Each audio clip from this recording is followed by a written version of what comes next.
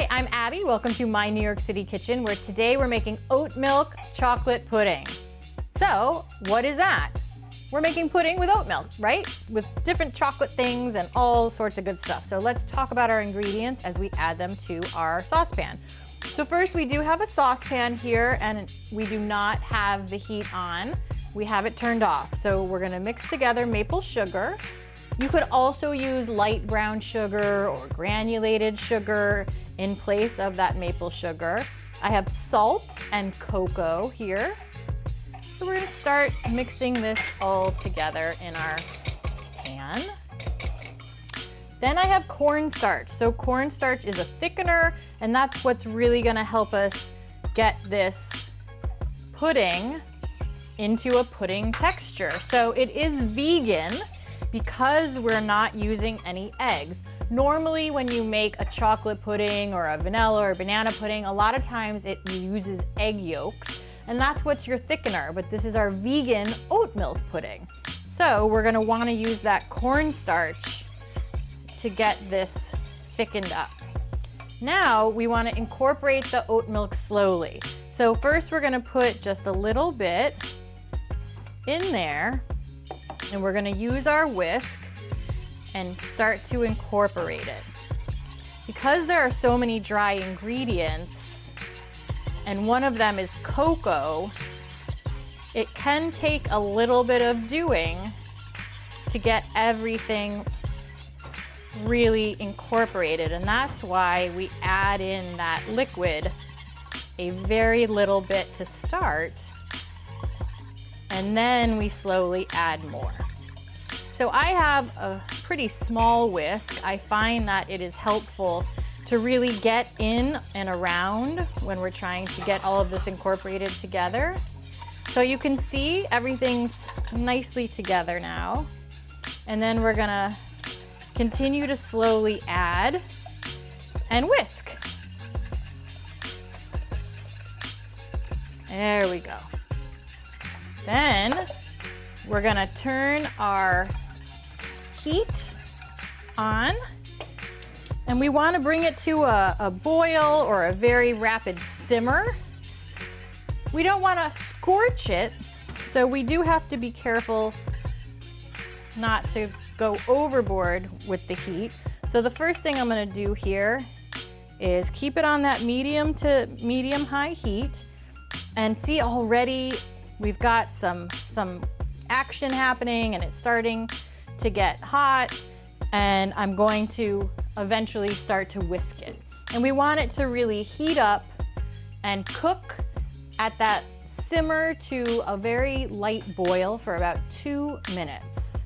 And that's gonna help us get everything incorporated well, and that cornstarch to do its job, which is to help thicken this into a pudding.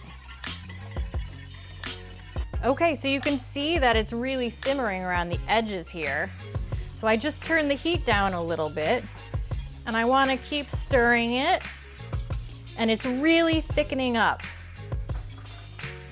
beautifully here. As it starts to cook,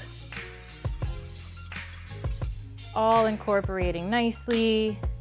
You can see how those bubbles are coming from thicker liquid as this thickens up. You can see there.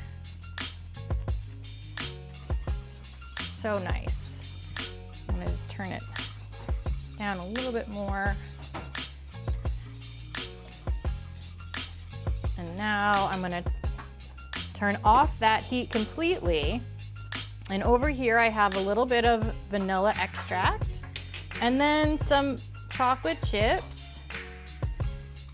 And we're gonna just whisk it all together so that vanilla incorporates throughout and those chocolate chips melt, adding that nice chocolatey flavor along with the maple and the cocoa.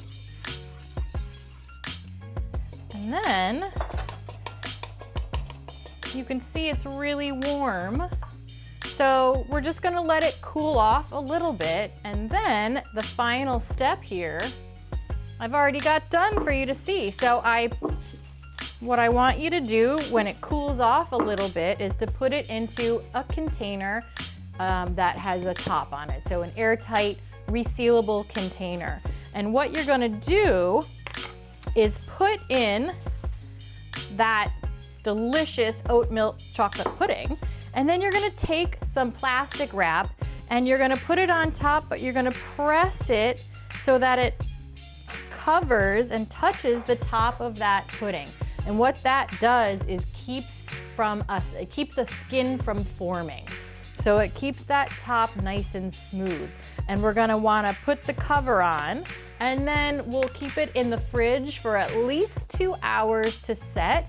It's a great dessert to make the day before you wanna eat it as well, so that it's in there overnight, getting all set and cooled off and ready to go.